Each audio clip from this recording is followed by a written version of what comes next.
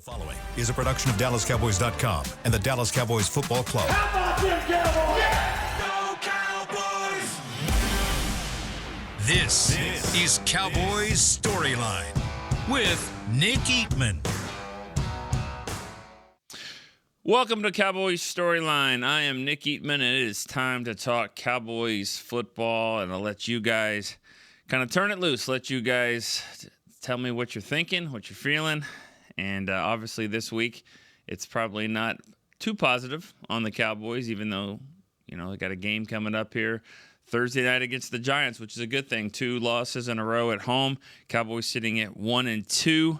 A lot of football left to be played, and it starts obviously Thursday against the Giants. Cowboys get their first NFC East Division game and go to the Meadowlands where they won last year 40-0, and I think it was 49-17 was the score of the second game. So we'll see if the Giants have closed the gap. I know they have the same record, 1-2.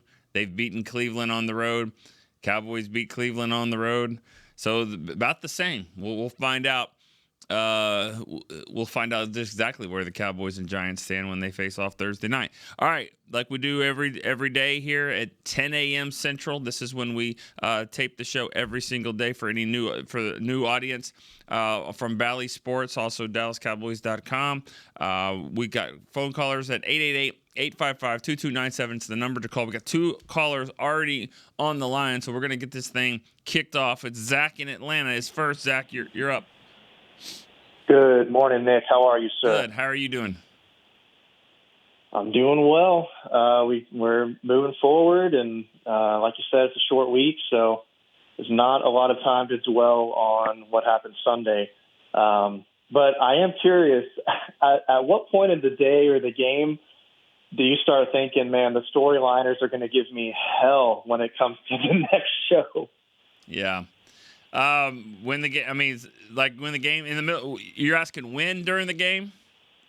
During the game or later that evening, because I mean, no, after it's the not, past 2 weeks, not that late. It's during the game when you just know, and you don't even like. Honestly, you get a sense from. I mean, I'm looking at Twitter. I'm looking at my feed, and I see what people are saying. You know, I mean, Aubrey makes the longest field goal in the team history. You know, and every comment is just snark, you know. I mean, like nobody's happy about anything at all, yeah. And so you know you feel it. But obviously the people on Twitter are a lot tougher than the ones that call in, and I say tougher because they can say what they want, and it's they don't really care, and so they hide behind the screen. Bunch all that. A bunch of tough guys on Twitter.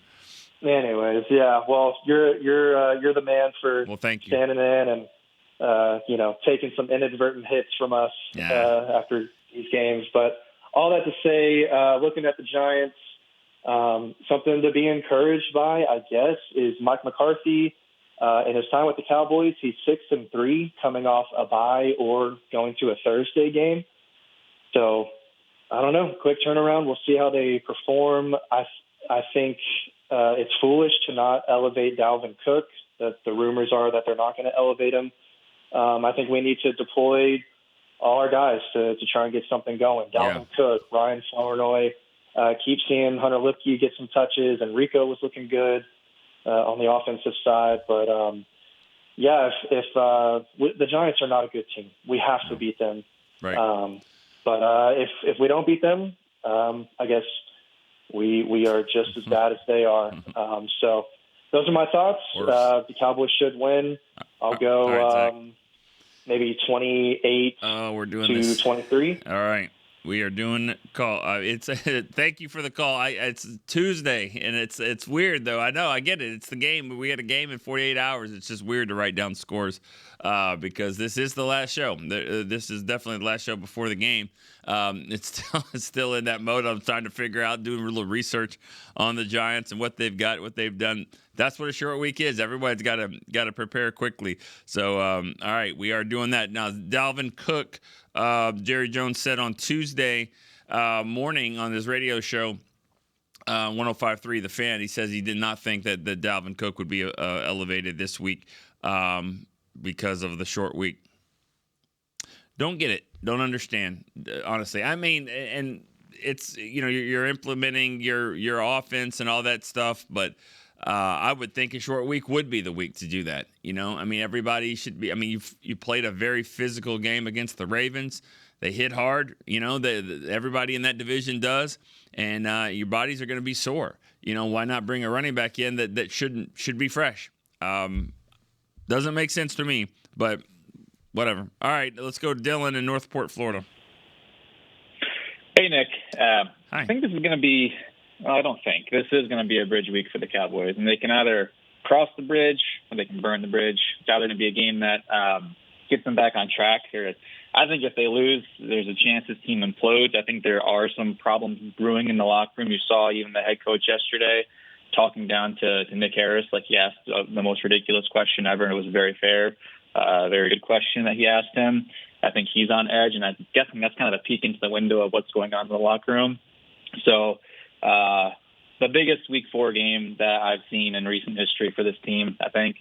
And with all that said, I waited way too long for the season to start and come back around for me to be hitting the panic button in Week 4. So I got to take the Cowboys winning this game. I'll take them 37-24, CD with 2 touchdowns and Lipke's first touchdown of the season. All right. Thank you. It'd be great to see CD and Dak kind of get back going again.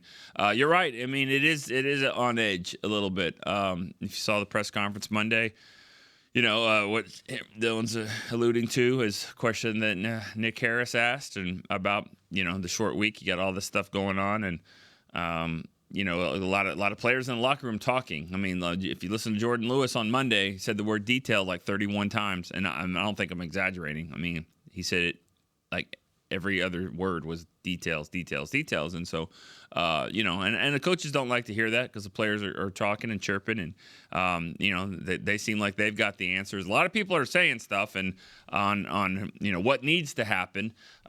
Somebody's not getting it done. So I hopefully those people are the ones that are making changes.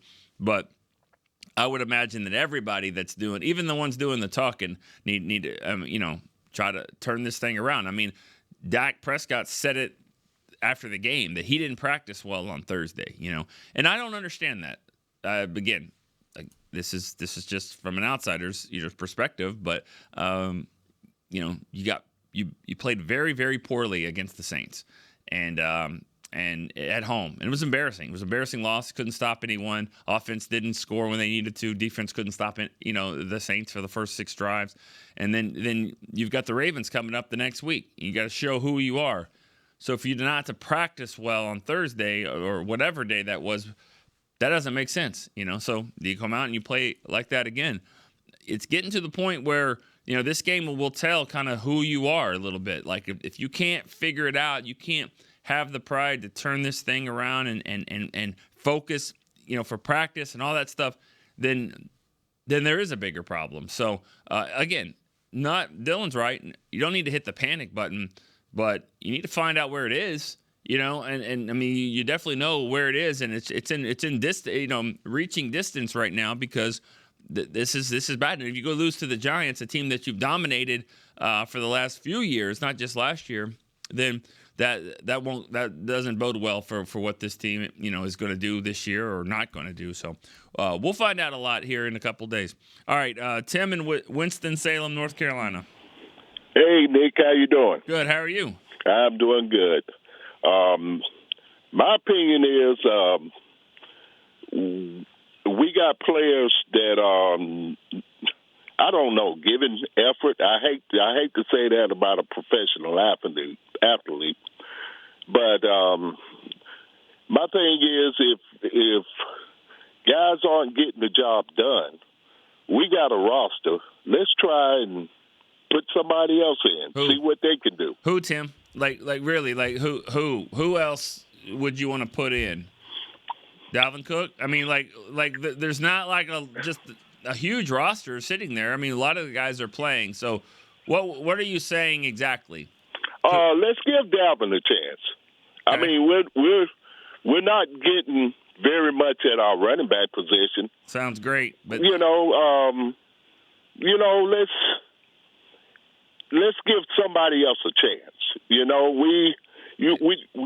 never know. We may have a diamond in the rough sit there.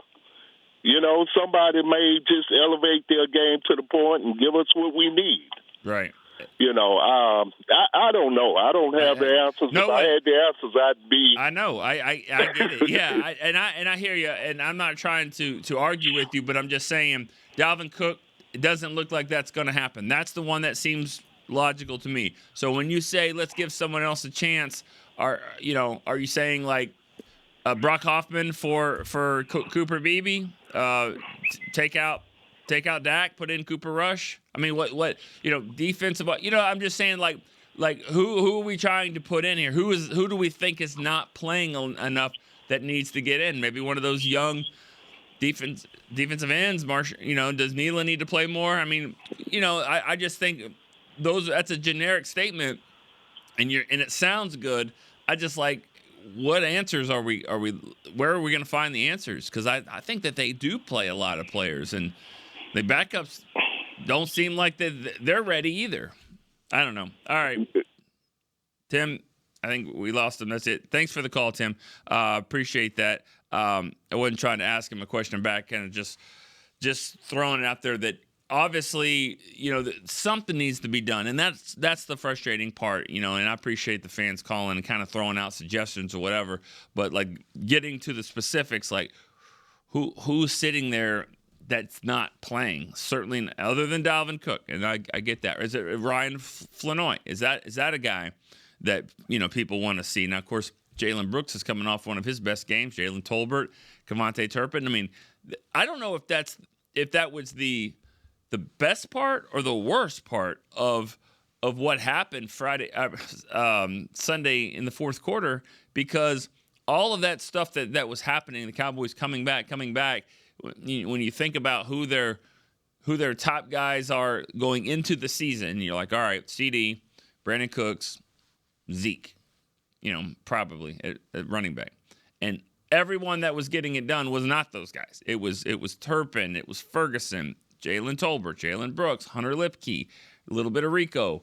All those guys were getting it done, and so that's a good thing. But you also would like to see your stars, especially CD and Cooks, making plays there as well. All right, let's go Chuck D in Bridge City, Texas. Hey, Nick. Hey, Chuck. How are you? I'm hanging in there. All right. I'm going to try to do some more of an upbeat call. No dwelling here, but I think that on the offense, CD missing camp is hurting us, but hopefully they can get it clicking, Yeah.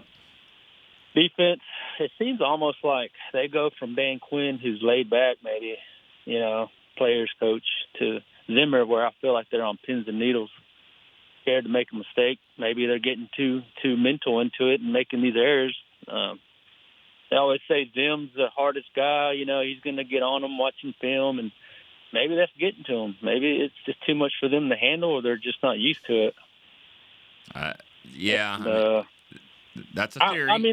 It's a theory. I see Overshawn and these guys getting pushed back. I mean, I understand that has nothing to do with what I just said. They're obviously getting out physical.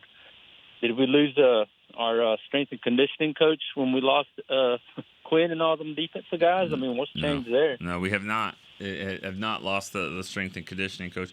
But you're right. I mean, they are getting pushed back a lot, and a lot of that is technique and being in the right spot. Not really strength, but and it's also the type of player that you have. I mean, look at the body types of these guys. I mean, Micah Parsons is one, and Overshown is another, where they don't look like traditional linebackers or defensive ends or where they are.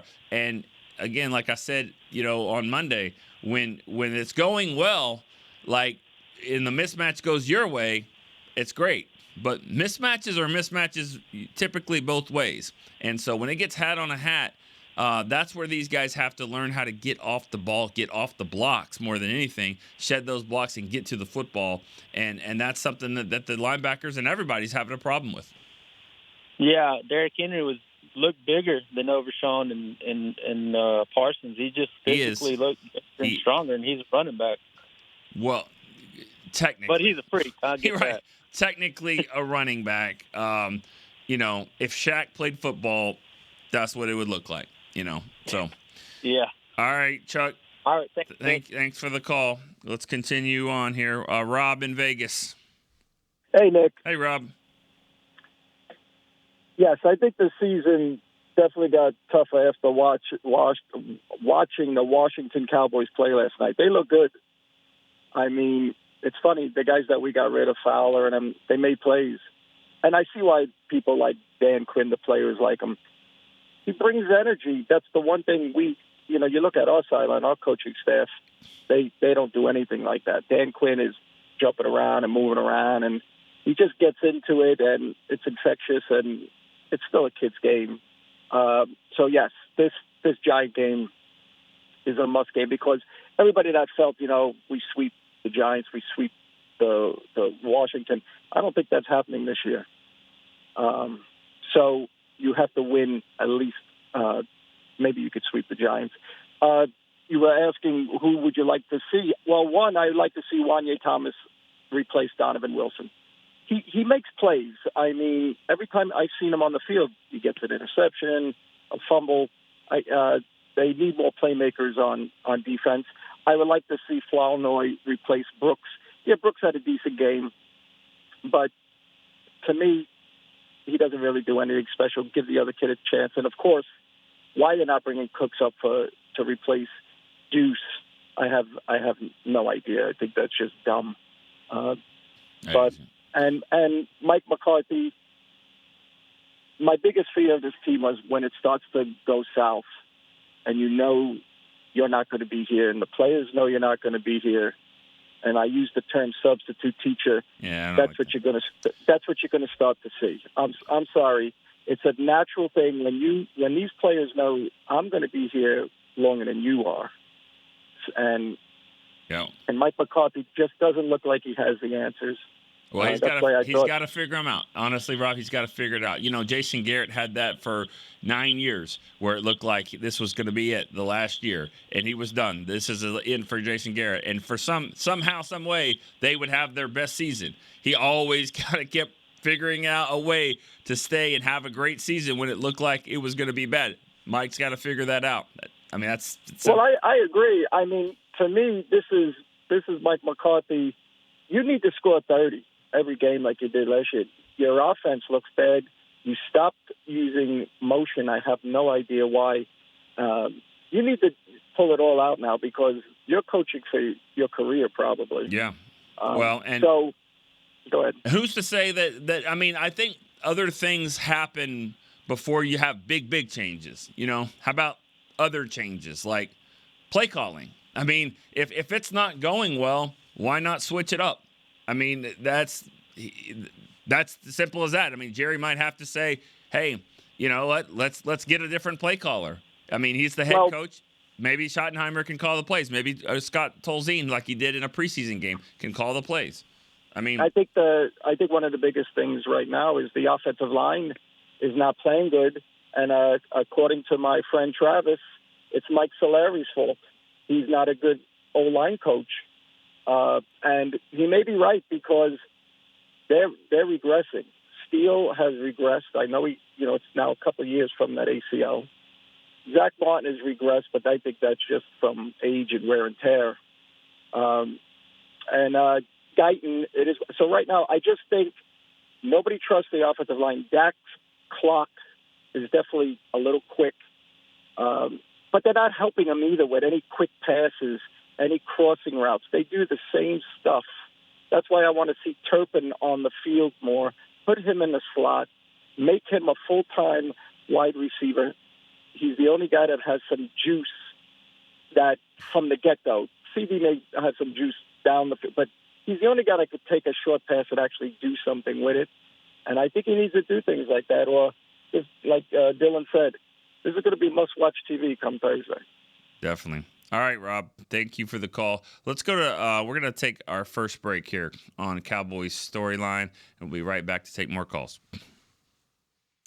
Discover Aiden, the official luggage partner of the Dallas Cowboys and Dallas Cowboys cheerleaders. Known for top-tier engineering and craftsmanship, Aiden offers more than just bags. Originating from Australia and designed in New York, it merges fashion, design, and culture. Used by Dallas Cowboys players, staff, and the entire organization, Aiden provides style and functionality for all travelers. Visit AidenTheBrand.com and use code AidenXCowboys for 25% off your purchase. Travel like your favorite stars with Aiden. Altec Lansing has been perfecting sound since 1927, bringing you decades of audio excellence to elevate your Dallas Cowboys tailgate ritual. Equip your next pregame with the Sound Rover 180 with 6 hours of playtime, built-in microphone, multicolor light modes, and a rugged exterior that's built to last. Visit AltecLansing.com/Cowboys15 for 15% off your Sound Rover 180. That's AltecLansing.com/Cowboys15 for 15% off. Altec Lansing, official audio partner of the Dallas Cowboys. Back to Cowboys Storyline.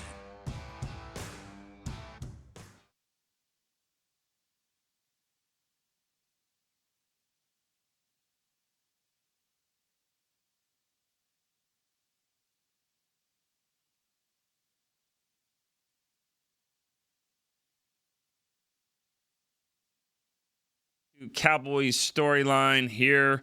We got a couple of callers already on the line talking about the Cowboys and the Giants. This is a chance for you guys to weigh in, give us your thoughts, your opinions. What should the Cowboys do to turn this thing around? Who should they play? Who should they not play? Who should they sit? Who needs to step it up? We don't have enough time in the day for that one. Who needs to step it up? Because it's everybody. If your last name isn't Aubrey, step it up. And even at that, come on, Brandon, can you not make a 70-yarder? I'm kidding. He could, actually. It's like if you give him a try, he might make it. He hasn't missed anything. He's been amazing. He's been the best kicker we've seen ever in the Cowboys for three games like this. For last year, this year, I mean, what's that been, 20 games now? 20 games for Brandon Aubrey?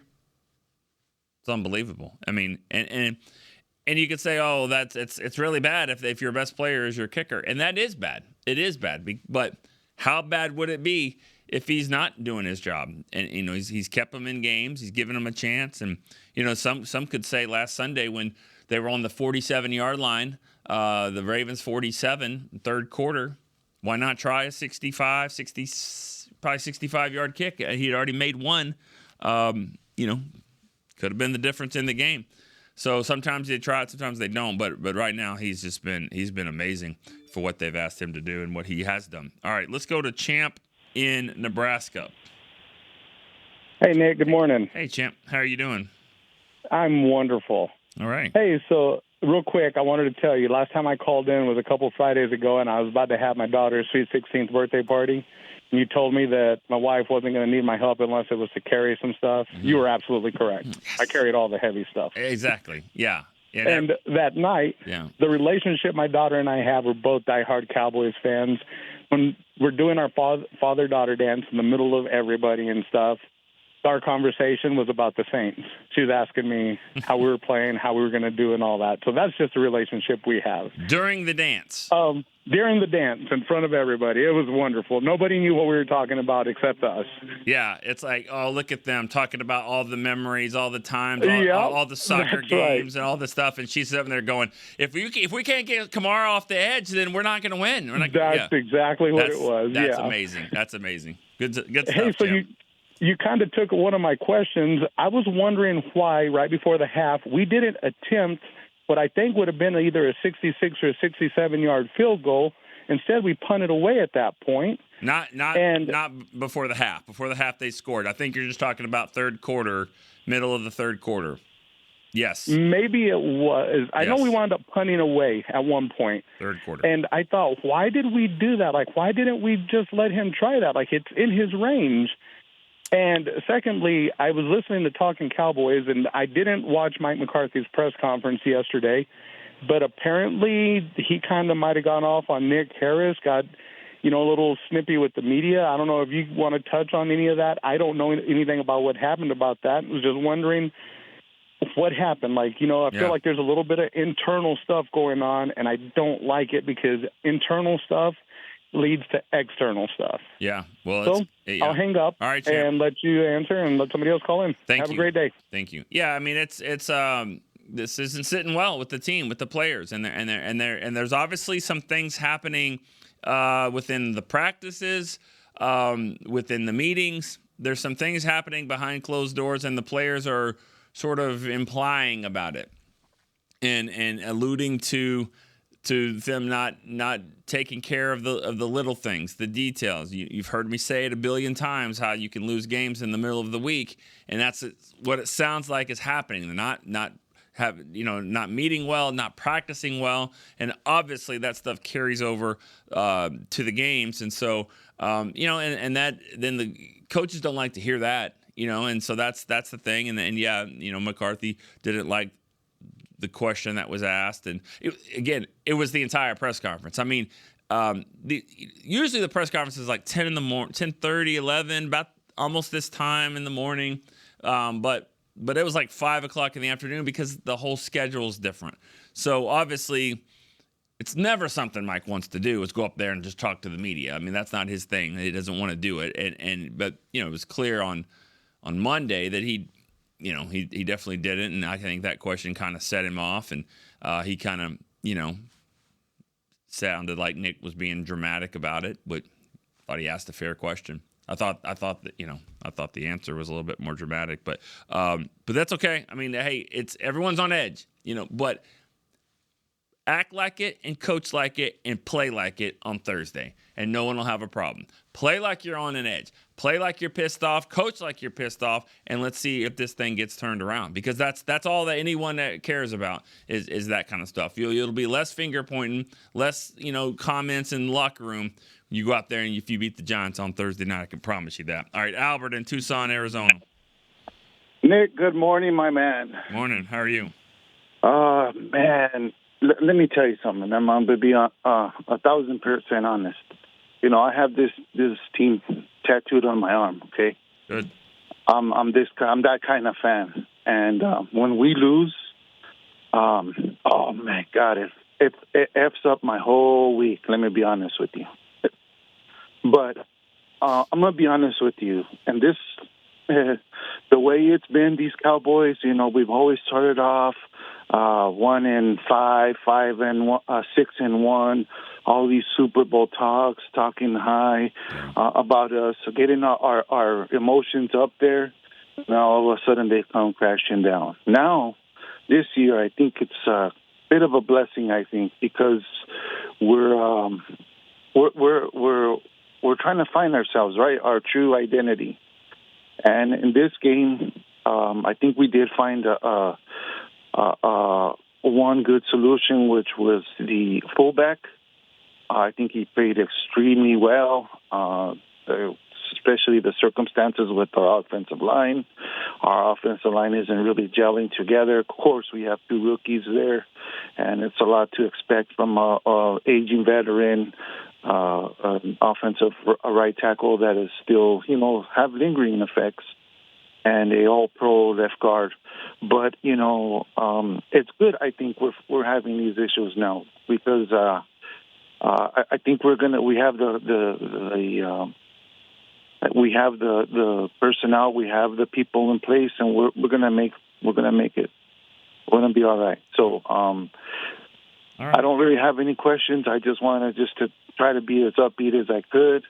And Cowboys 28, the New York Giants 17. All right. Thank you, Albert. Appreciate that. Everybody needs to be a little upbeat at this time, and we'll see. We'll see how they respond. This is a game that they've got to win. I mean, if you've got to win division games, you got to go and on the road and win. You got to beat teams like the Giants that I don't categorize as a good football team. I don't know what the Cowboys are right now either. They look about the same though. The Giants lost to Washington. Washington's 2-1 right now.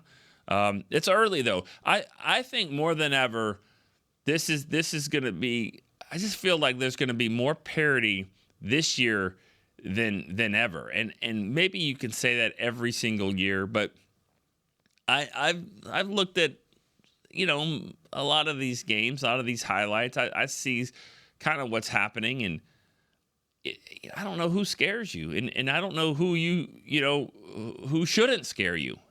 I mean, I was having a conversation with my man Danny McCray upstairs, 2 days ago, and we were just talking about what, look at the schedule, and it was kind of like there's not a lot of gimmies anymore. Washington looks good. Well, Giants look good. I mean, they're not good, but I'm just saying they look about the same. Where you wouldn't say they're going to win that one, they're going to win that one.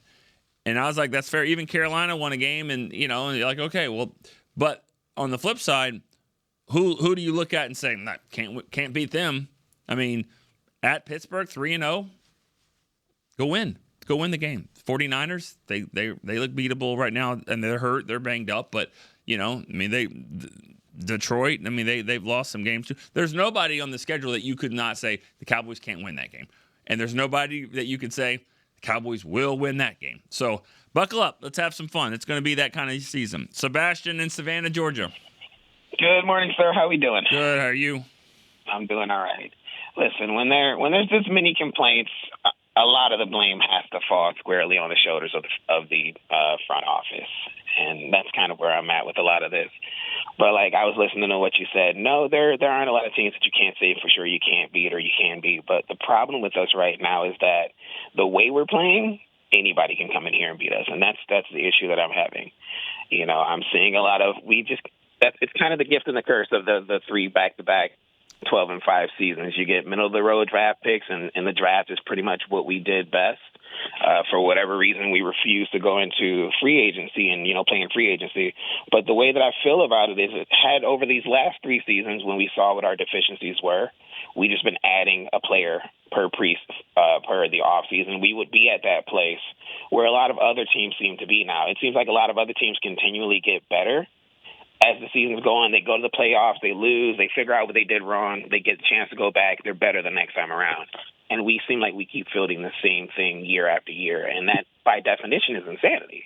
So it has to fall on the front office. Our best feature right now is our special teams. Brandon Aubrey is special, but you're wasting special teams not having a good offense or defense. I'm seeing a lot of, at this point, it looks like our locker room is kind of trash. All the players pointing fingers at each other, people loafing and not putting forth effort. And, that's what we got. This is what we have to deal with right now. When we lose, it's going to get, worse and worse. Hopefully we can beat the Giants, but the Giants have improved. The Commanders have improved. Philadelphia, the only thing Philadelphia I feel like they did wrong was play the wrong type of quarterback, but they've improved overall, so that's how they were able to stick with the Saints. But I'm going to keep watching. Like I said, I got us going 10-7. Just wanted to call, say hey, and I'll try to call back tomorrow with a little scouting report on the Giants. But that Malik Neighbors is something else. All right. Well, have a good day. You too. There will be no show tomorrow on Wednesday. There's no show Wednesday. No show Wednesday or Thursday. We'll be headed to New York on Wednesday, and then we'll be in New York on Thursday and be back Friday.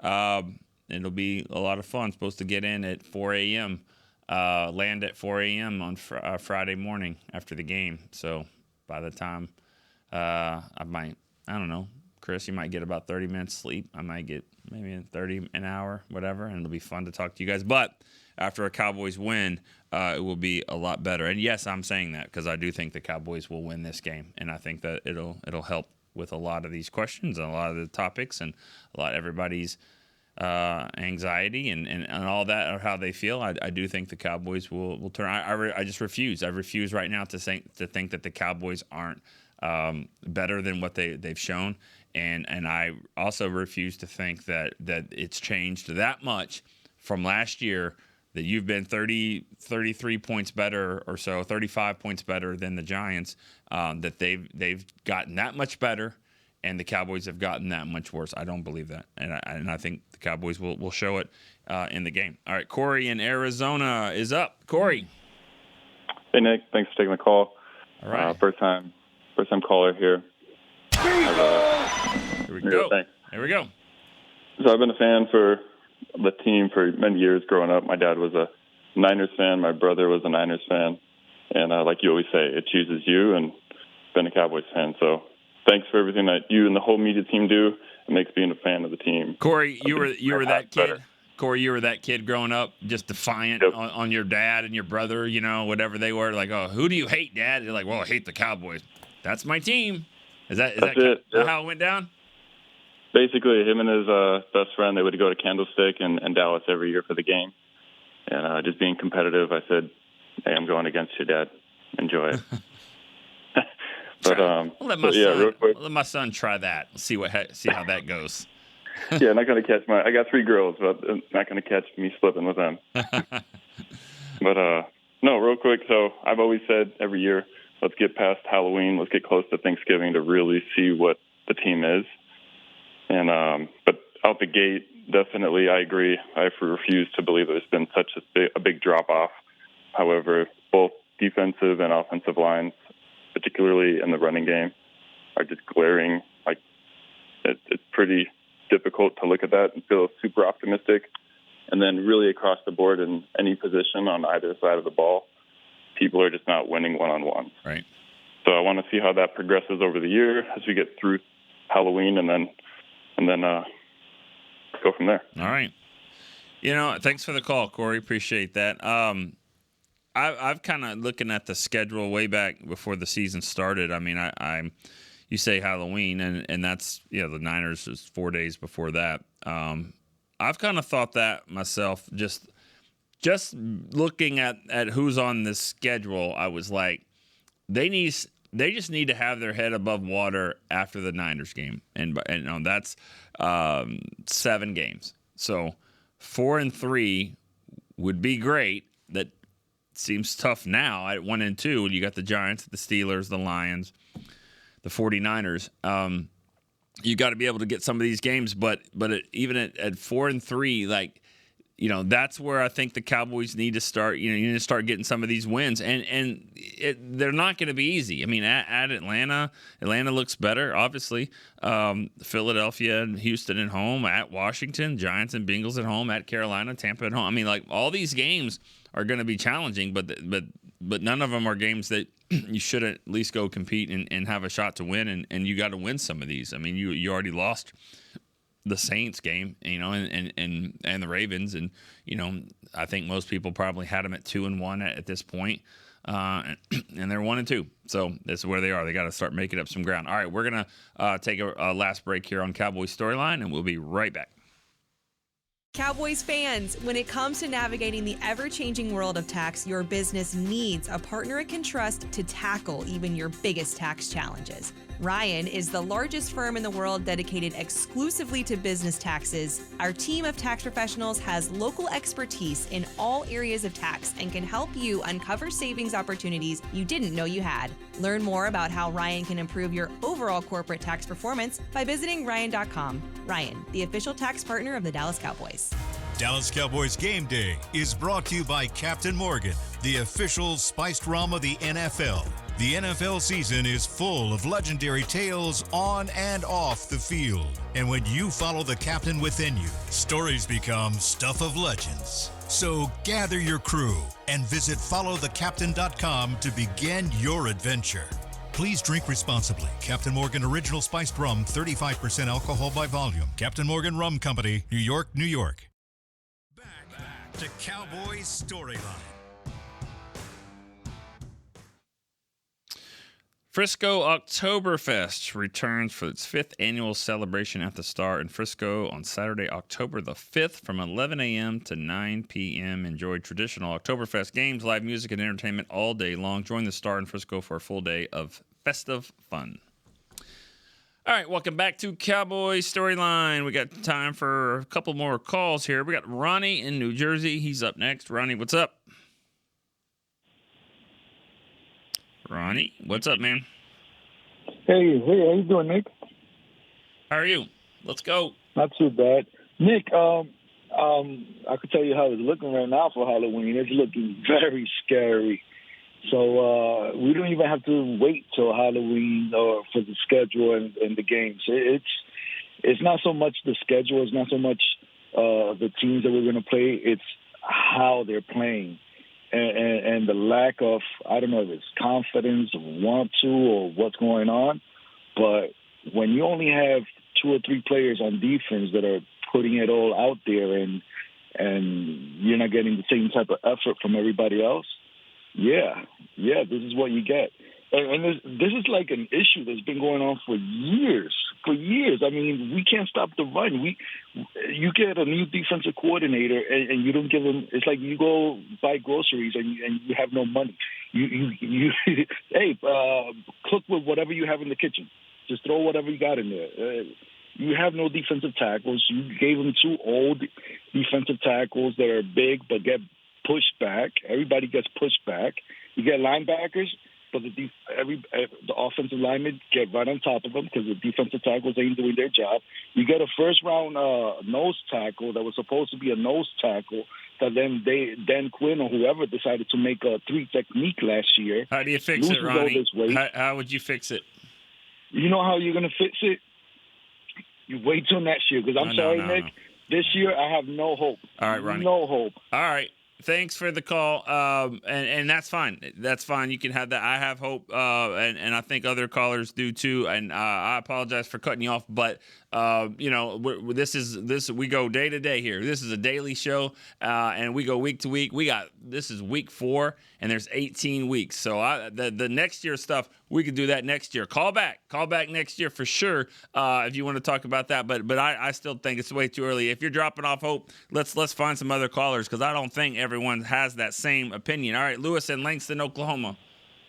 What's going on? I'm not going to wait until 2026 or no crap like that. Like, I'm fine with the game. I mean, I'm frustrated with the game, and everybody's frustrated with the game. But like I was telling my dad, me and him was talking about it.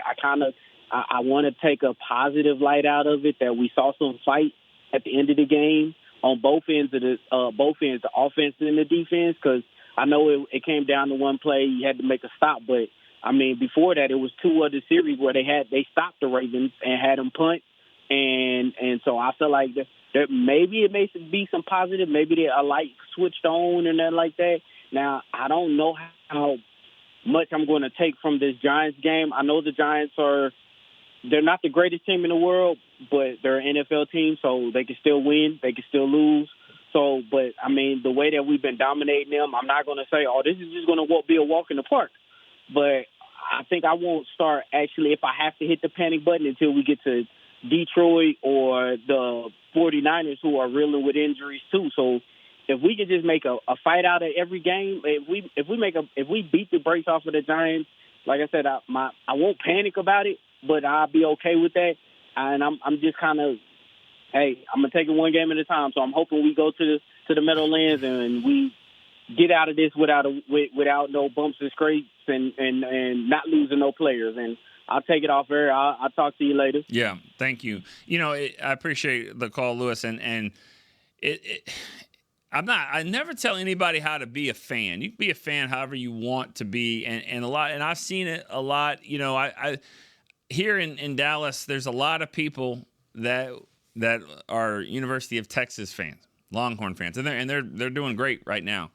I've seen years where they would lose to Oklahoma in October, and that would be the end of like their season in their mindset, because it's like, we're not going to win a national championship, so it is what it is. The expectations were high, and midway, even less than midway through the season, you lose, and you're not going to get where you want to go, so you kind of check out or whatever.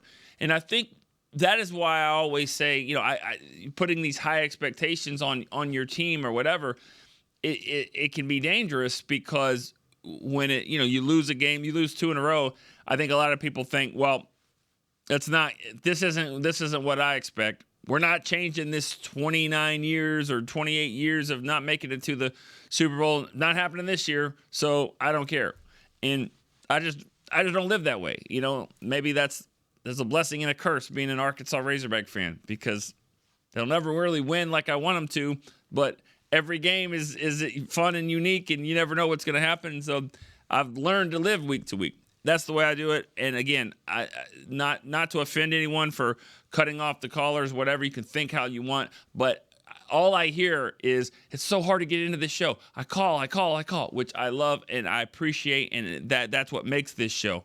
I think there's too many of those that want to talk about the Giants or want to talk about September football than want to say it's not getting fixed. So that's why it's like, all right, we're moving on. If that's the best take we've got, let's find somebody else. That's all I'm going to say about that. All right, let's go to Seth in Sugar Land, Texas. What a great day to be alive. What a Tuesday. All right. How are you, Nick? I'm good, man. How are you? Hell, any better not be you. That's how good I'm doing today. Come on. You can have it. Right now, the challenges are going to be, in order to fix the defense, at least in the short term, Mike Zimmer's going to have to consider going to a 5 defensive lineman set, and he's going to have to play the corners in man. I mean, it's as simple as that. They need to be playing 5 down linemen, 2 linebackers, and if possible, trying to play Micah in a position where he's either playing off-the-ball linebacker or he's on the interior of the defensive line so he can rush between the guards and the centers, because those guys aren't strong enough to be able to handle his speed to power rush. I mean, that's something you can do that can, without having to fully sell out with 6 and 7 men run blitzes to try and stop our inability to stop the run. And a five-man front is typically, I mean, that's kind of what a 3-4 defense is, right? I mean, it's 3, but your outside linebackers are a lot of times are on the line rushing, and right. I kind of think that, and it is probably too late for that, but I think Micah would thrive in a 3-4. I think that's who he is, and it's unfortunate. He needs to rush the passer. He needs to rush the passer most of the time, but 3-4 would allow him to kind of float and do that. And I think Sam Williams would have been great on the other side to do that. Unfortunately, he got hurt. But to one of your points, though, about playing man, I think getting Deron Bland back, and he's eligible actually to come back after this Giants game. I'm not sure he'll be ready, but he's eligible for that. And I think he would certainly help in their ability to play man. Right, and then one of the challenges is, and I totally get it from Zimmer's scheme. If you do that, you take Jordan Lewis off the field, who has been one of your best open field tacklers all season. He's one of the very few guys who has come up and been willing to attack the run. And so I think that would be sort of a casualty of that. And then when we talk about the run offense, I mean, maybe the toss, like maybe we try to get outside, but I don't think Guyton – Terrence Steele is playing. This is a big challenge. The offensive line and defensive line both have the same issue: is nobody playing with confidence to anchor. None of them. And hopefully, as we're playing the Giants, they're going to be able to start building the confidence. Like Nate Newton says, the offensive line will start to gel. Right. But there are very real problems in that. Excuse me. Zach Martin looks human, and it's a little scary. Things have been happening to him on the offensive side of the ball, where he came back for the one more ride, but he doesn't have a lot of help in Terrence Steele, who has the least amount of confidence of any of the offensive linemen playing right now. So I mean, they're gonna have to throw to be able to run, and you can see them starting to do that with they're starting to bring in the little out cuts, the out and ups, the slants, the sluggos. You're starting to see those things, which is going to give them the opportunity to hopefully play from a 10-point lead and then be able to figure out what to do in the running game, which for me, all of our successful runs have come either outside the guard or outside the tackle. So we're going to pull it together. It's going to be a good game with the Giants. Everybody just have some fun. Get a little joy and enjoy it.